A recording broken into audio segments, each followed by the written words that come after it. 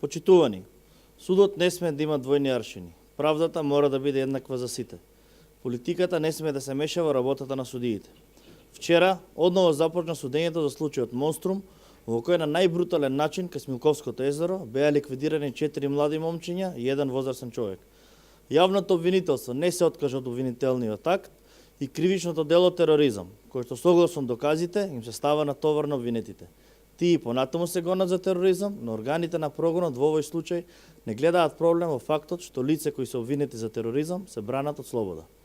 Органите на прогонот не гледаат причина за изрекување на мерка притвор и покрај фактот што 21 обвинети во предметот, Алил Демири и Африм Исмиловиќ, се уште се во бегство.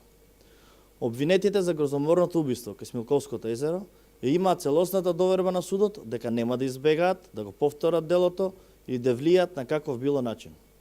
Двојните аршини во судските процеси во Република Македонија се очигледни. Ова не е правда, туку неправда. Лидерот на ДУИ, Али Ахмети, најави повторното судење од почеток за Монструм, како дел од договорот помеѓу ДУИ и СДСМ, односно Тиранската платформа. Судот ја повтори истрагата и ги слободи од притвор обвинетите. Колку е ова политика, а колку правда е повеќе од јасно.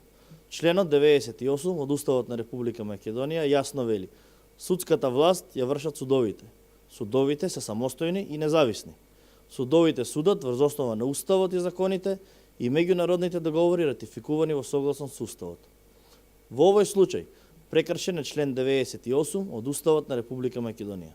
Судот не смее да работи со двојни аршини. Законот мора да биде еднаков за сите. Ви благодарам.